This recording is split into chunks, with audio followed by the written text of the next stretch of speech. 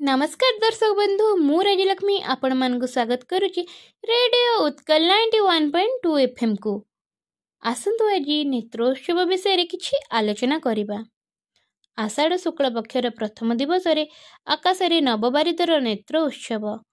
तापतप्त धरणी सतेयबा चक्षु मुदी भयानक जोर प्रपीड़िता प्रकृति धरित्रीर सेवा शुश्रूषारे आज आखि खोली।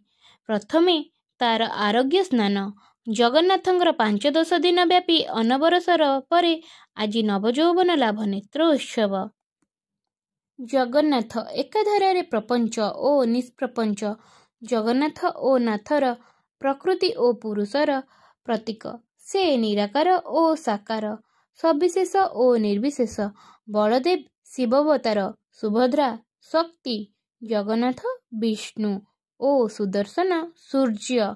पुणी स्नानवेदी जगन्नाथंकर गणपति वेशधारण दृष्टि से गणपति अतीब शैव शाक्त वैष्णव शौर्य ओ गणपत्य समस्तंकर से देवता।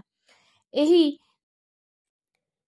देवता वेद पुराण तंत्र ओ लोकाचार को कोलाग्रत करी नीलाद्रि कंदरे विजय करियछंती।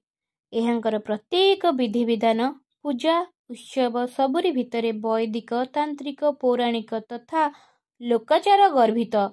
नेत्रोत्सव तहेरु बहिर्भूत नुहे। जेउ दिन नेत्रोत्सव से दिन आज्ञामाल रथ को आसे। स्नान पूर्णिमार अत्यधिक स्नान रे प्रभु को ज्वर हुए। केही केही कहती श्रीकृष्ण भौरी कन्या रुक्मणी को बाहेबारु तांको ज्वर हैला। अनबरसरे दशमी दिन 10 मूल भोग लगे। यथा देहे तथा देवे र विचित्र परिकल्पना कोटि जनतार प्राणप्रिय आरोग्य लाभ करी आखि फिटाए। जेउ दिन सेई तो समस्तंकर नेत्रोत्सव। नेत ओ मनर पिपासा प्रशमित हुए सेतिकी बेले जेतेबेले प्रभु नववेशरे दर्शन दियंती।